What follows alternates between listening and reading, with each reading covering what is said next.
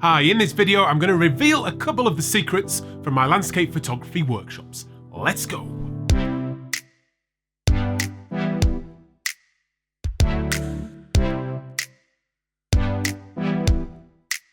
Hi, I'm Adam and welcome to First Man Photography. Now this week again, my plans have been scuppered. That plan I was talking about last week where everything was going to be perfect, that plan has gone out the window again, mainly because I've not been very well. So I thought I'd answer a few questions and just mix in lots of good stuff for you to add some value to your Sunday. So I hope you appreciate that. But before we get started, I've not mentioned it on the videos for quite a while, but if you haven't checked out the free ebook that I offer, please do so. All you need to do is go over to firstmanphotography.com/ebook and then fill in your details, and that signs you up to my email list, and then you can go ahead and download the free ebook.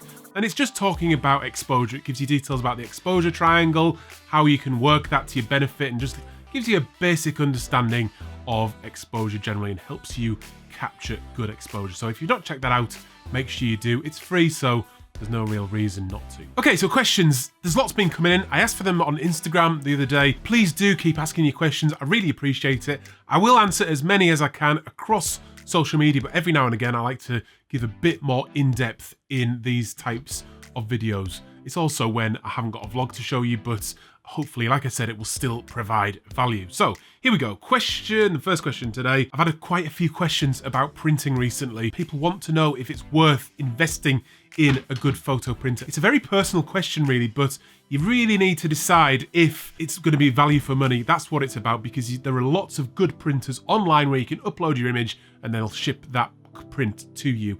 A good one will cost around £10 for a A3 print, but printing yourself just gives you a much bigger versatility. You can print out small ones whenever you want. You can print out big up to A3 plus with the printer I've got, which is the Canon Pro XS, and it's really a nice thing to have. However, it is expensive. The printer is expensive to start with. You then need to keep buying the inks, which are about £10 per ink, and there's 10 ink cartridges in there. So it is cheap. It isn't cheap, sorry. It works out expensive over time. If you're printing a lot, especially if you're selling some prints as well, then it could work out. So it's really just a cost thing and a nice to have thing if you can afford it as well. But I've definitely been pleased with having the printer, but it might not be right for you.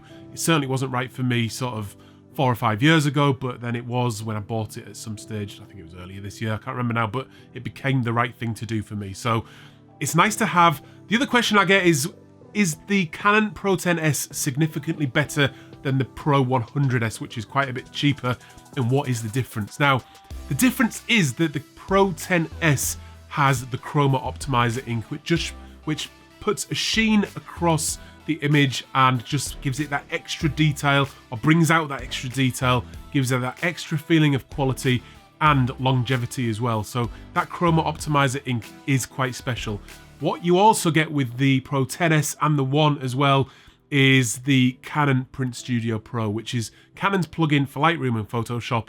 It makes printing with that printer very easy. It's got presets that you can load in there as well for the different papers. It really is a very good system for doing your prints. For me, it works a lot better than the native prints in Lightroom. So that's another big benefit of upgrading to the 10. Okay, secondly, water drop photography. When I'm doing my water drop photography, do I put the xanthan gum in the water dropper or in the water bath? I've had that question quite a number of times now since the water drop video I did a few weeks ago. But make sure you check that out if you haven't heard of water drop photography, or if you're any way interested, it will help you out hopefully to get some really great shots. But I put xanthan gum into the water bath and into the dropper most of the time. I do experiment as well, do one or the other, but most of the time I will put the xanthan gum in both. Okay, t-shirts is the next thing. I've had loads of questions about when there'll be new stock in. It's been low on stock quite a lot recently. I'm currently working on a new design which will be coming out in the new year. I'll keep you posted on that, and then you'll be able to pick up a new t-shirt, a new design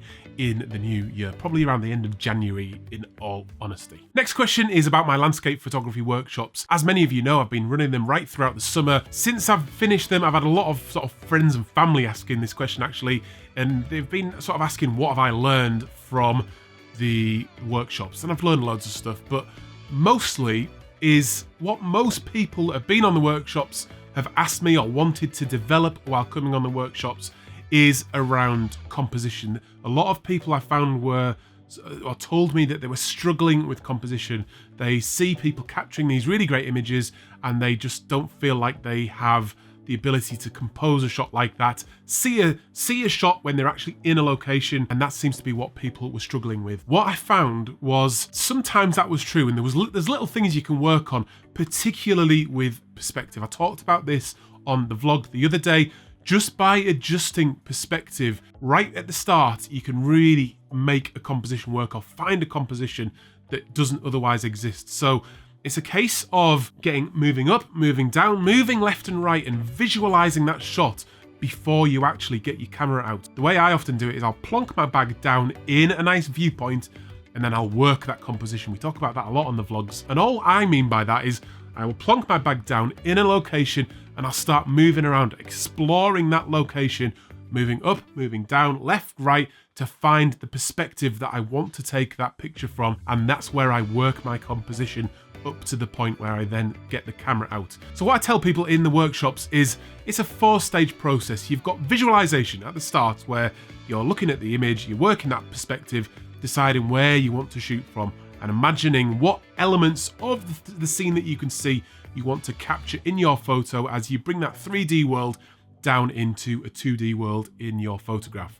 So visualize that first, then you capture it in the camera, and then you take it home and post-process it, and then you should be printing your shot. So it's a 4-stage process from visualization, in the camera, in the post-processing, and then into the print at the end. Where I've been finding people are struggling is most people are pretty good at visualizing the shot and deciding what element they want into that shot. And then where I think most people are struggling is getting from stage 1 to stage 2 and getting into the camera. And I think the reason for that is because whilst most people will say they're comfortable with the settings of their camera, I'm finding that that's not always the case, because people will visualize, set up their camera on the tripod, and then suddenly just sort of start to worry a little bit about the settings of their camera. Are they in aperture priority? Do they have exposure right? All those sort of things. Is the ISO right? What's the shutter speed? Do they have the right filter on? ND grad filters are causing people problems. If they are, try bracketing. I've gone on about it before, but it's worth it. So I've talked about it in one of my other videos as well, where you've just got to master the camera settings.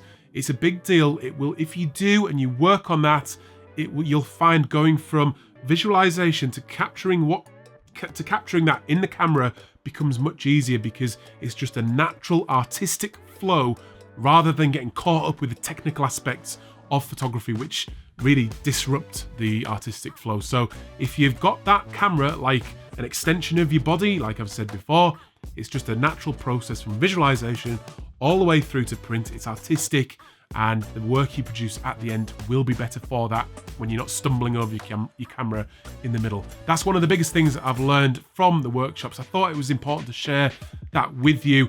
And the other thing I've said to people, which I've not really talked about on this channel at all, although it is one of the most important things with photography generally, and life indeed, is hard work. Practice, practice, practice, practice, hard work, keep taking pictures, get out, practice some more. And really there isn't really a hack. Like, I can give you the information to get exposure right with my ebook and things like that. You can come on the workshops, we can talk about a few things and develop a few things, and I can give you a sense of how I do it and how I can sort of identify issues you might be having and help you get around them. But there's nothing going to replace hard work, dedication, and practice. And that's just a fact of life, isn't it? It's a fact of photography as well. You're not going to get good unless you get out over and over and over again. That's why I've talked about visiting places that you're familiar with as well, that are close to your house, and you can just work that one composition until you get it right in the right lighting. I just wanted to share that with you because I think it's important. So hopefully that's useful to you. Give it a try and you definitely will see improvements. On the workshop front, I do not have any planned for the new year at the moment. January is going to be very busy. February, I'm not quite sure what I'm doing yet, but I'm hoping I will be able to offer more workshops. Let me know down in the comments where you would like them to be, because that's a big deal. I try and plan them ahead of time so it gives you a chance to sign up to them. But if you have a particular location where you would like me to do a workshop, please do leave that down in the comments, and that'll really help me out in designing a workshop that you want to come on. Make sure you head over to firstmanphotography.com/ebook, download that ebook so you've got that. I've got a good couple of videos coming up where I'm out and about again, weather permitting, but hopefully there's some snow coming. I'm hoping to get out in that. And then I'm heading down to London this week as well, so I'm going to get a nice cityscape vlog in there for you as well. But for now, I'll see you on another one very soon. I'm Adam. This is First Man Photography in the studio with a pretty nasty, nasty cough. Out.